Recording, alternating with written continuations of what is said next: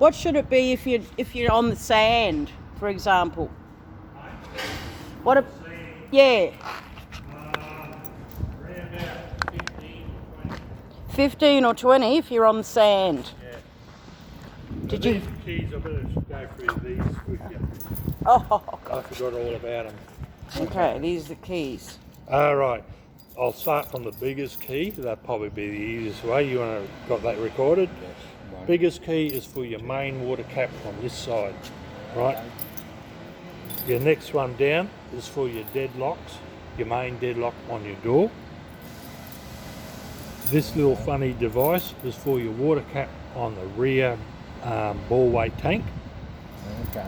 And then you got these little keys, these ones here, and they'll do all these locks, catches and all that. So they're all the same key, so you don't have to go fumbling in the dark. So the smallest one for these. Right. They all lock up and roll bloody. Cool. Oh, a bit more bling. Yeah. Bit more bling there, hey? Yeah. Okay, cool. All right. So there's no actual security for this much, is there? Like if you got it set up and you want to go to the shop, one of us really have to stay here, don't we? No, not really.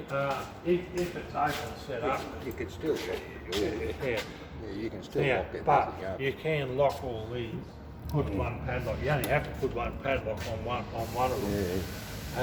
and they won't get that open unless you Yeah. get the padlock on. Yeah. Right? But you can lock all these, Yep. so it's pretty secure. Yeah. Okay. And we'll just get a chain to padlock it to the fence at home Yeah. So Cause- you don't want anyone. Well, we're not using it. while we're not using You it. can buy those packs of lock where they use one key. Like you can buy like a master, what they call master locks, and you get like 4 locks and they use all the same key, so you're not counting different keys around. And you like put one here, one there, one on your main lid, and one over here. Oh, that's a good then idea. It'll be secure then. No Yeah. one can pinch your jerry cans or you get into anything. Yeah, then. that's what I was thinking. Master locks. When you Master go- lock. when If you you unhook it. go into like Bunnings, right, you'll see like packs of 4 or 6 or 5 locks all in one pack, and they all use the same key. Master Yeah. locks. Yep. Okay. I'll probably be able to get them from Anaconda. Yeah, all that too. Yeah. Mm. Yeah. Yeah. Don't want it sitting out the front yard and someone pinches it. That's all. And Yeah. Well, what I usually do, I've got a car trailer with one of these hitches on. okay. If you've got a decent sized lock, I undo these, slide them through there, and lock it around like that, so it holds that on the side. They can't use the chain because that's how You'll they hear used to. it, yeah. They could. Some use the chains if they can't get it on the hitch to tow it away. But if you've got your chains all tied up in this, they can't use anything to hook up to it. So we need a bolt for that. A lock, a big lock, big padlock. Big for that. padlock. Yeah. You'd have to get one with Bunnings or something, a big lock with might have been that. Yeah, that's what I got on my car trailer. Yeah, so the same hitch. You run it through there, they can't do it. Okay. All right. Well, let's go to the annex then. Where's that water, love? Now, do we, Oh, I've got it here. Got it in your hand. now, do we have to do any grease up on the nipples or? So you got a grease nipple there and there, and you've got a couple on your lids. Grease. Yeah, it doesn't hurt to give them a little bit of a grease every now and again. They don't need it like every time you go out, but if it's sitting out in the weather, just make sure when you grease, just wait till the grease just comes out of there. Oh, we've got a cover. Yeah. We've got a cover for her. Oh yeah. I've spent so much money the week we bought this. And, we've got the jerry cans and we've got the TVs and we've got the camp kits and we've got camp All tables and all fucking prepared, roll up bloody tables and Oh, shit. covers and bloody TVs and bloody toasters and everything. You name Where it. are you going camping first? Well, it'll probably be Where you down in Rocky or Serratus. We live in Monto. Monto, alright. Yeah, so we'll probably go down to Serratitis, which is a free parking area on the way to Eidswold, Oh, yeah. on the left, and just go and stay down there for a night or two. Yeah, yeah. You know, set up the air annex because we haven't got room to do it at home. Yeah. To set it up. So, but we're going to set it up every day for about a week till we get into the hang of it, and then we'll do the air annex thing down at Serratitis. Yeah. Yeah, and when we're comfortable with doing that, we'll go somewhere with the cats one day. Yeah. Hmm. Yeah, We've got a little sports car and Ruth coming Nice. in. Fast one too. Yeah, red. Red. Oh, cool. Fasty. Yeah, good on you. Exhaust leak. It's one of those cars whenever you got work on it, you got to pull the motor out. Yeah, right. Yeah, it's just so compact. He's got a few here, eh? Mm.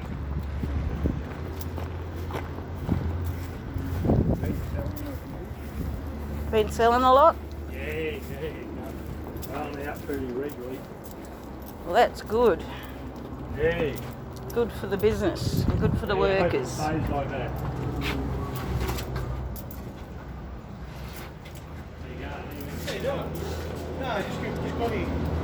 I tell you, we just bought this.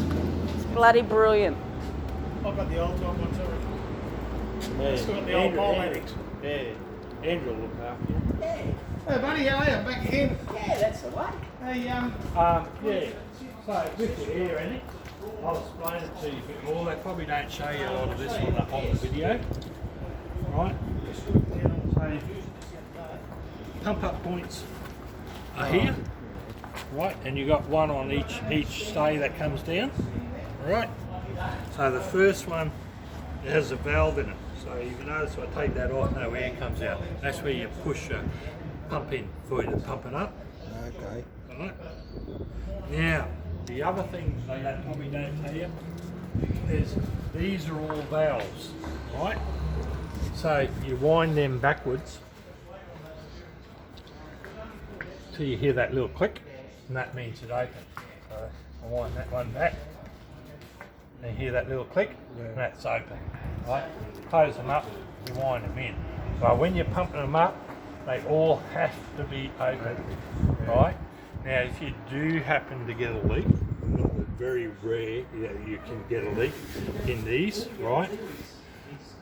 What you do is you pump it up, you run around and close them all up, right? So whatever bladder has got the hole in it, that's the one that'll go down, and all the rest will stay up. Right. So you can still sort of use it, you know, get away with use it, get you out of trouble till you get back, and all these bladders are all interchangeable. You can take them out. What are they made of? Like a vinyl or something. Yeah. I've been explaining to So- people so- they're a little bit like So one you of can- those what are those things that those kids take to the pool? Oh, the floaties.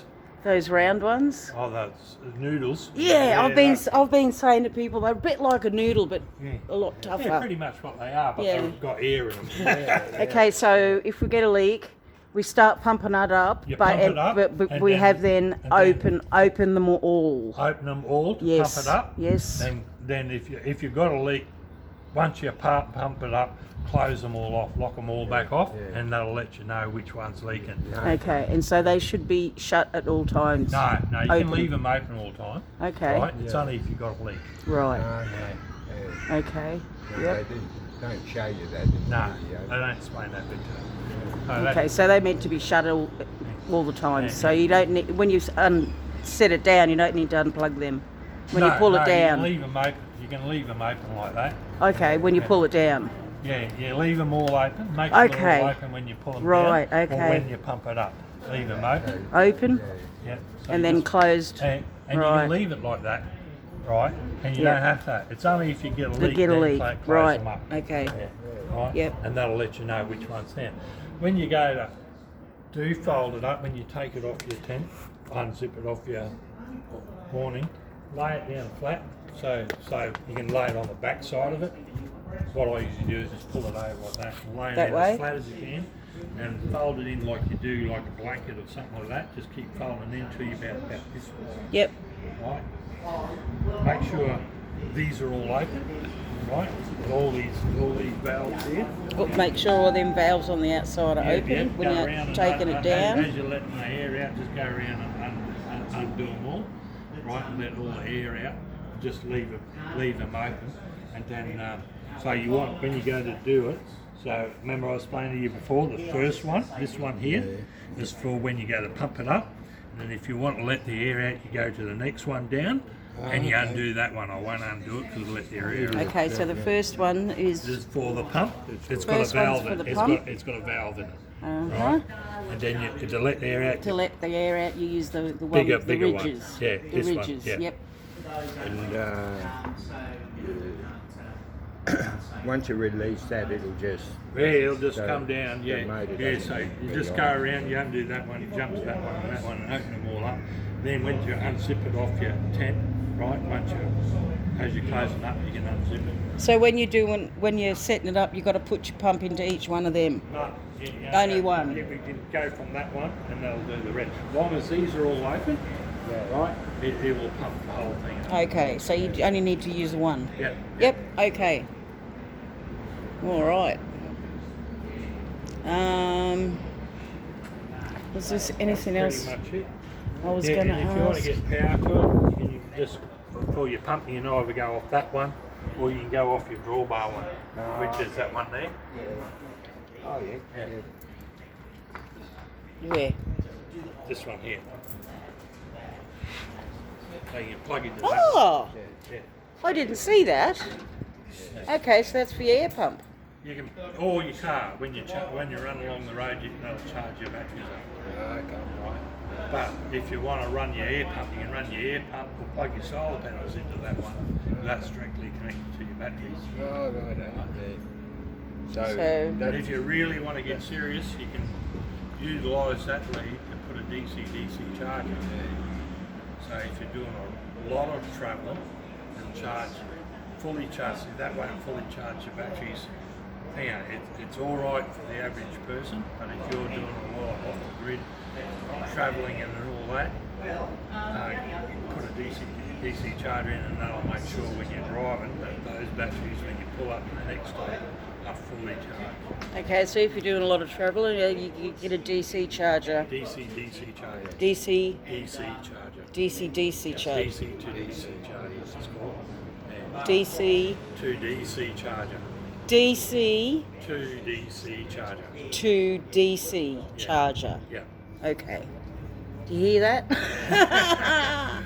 Oh, my voice will be on there. Yeah, so that plugs, you can plug that into your solar. Yep. Yeah. At the moment, you can use it for your solar, pump your air X up, or to charge, semi-charge your batteries, right, From your car. from your car. How do you do it from your car? Well, if your car's got a lead on it that comes from your battery, you plug into that. So you'd have to get a lead for it. Yeah, I don't know if Chris put one in for you or what. I don't know, or were you just getting no brake control put in? just getting the brake control. Yeah. Oh, so it's a separate thing you got to get put in your car. Well, we won't worry about that. Yeah. I'll get a DC to it doesn't DC matter. charger. It doesn't matter. You can just plug Yeah. up and when you're travelling and.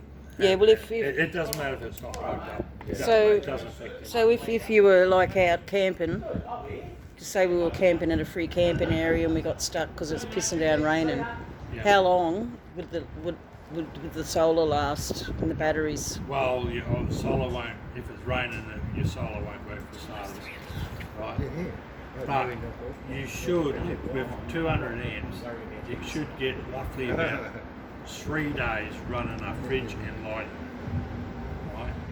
Okay, Yeah. 2 or 3 days. Yep, Yeah, 3 2 days. to 3 days, depending on Okay. your fridge and how hard it's working. So it's a 200 watt solar. It hasn't got an inverter, hey? Right, 200 watt, probably. The solar panels have an inverter in it, like a regulator in it. Yeah, we don't know what it is, but do we? Yeah, No. but 200 watts won't. It's only like when you think about solar, it's only 8 hours of the day it actually fully works, right? Because the rest of the day the sun's going down and it's night coming up. You know? So you usually only got roughly a period of 8 hours of charge, and most of those 200 watts are probably maximum about 4 amps. So it's only pretty much a trickle charger, right? So your fridge, on an average fridge, will run around about 6 amps.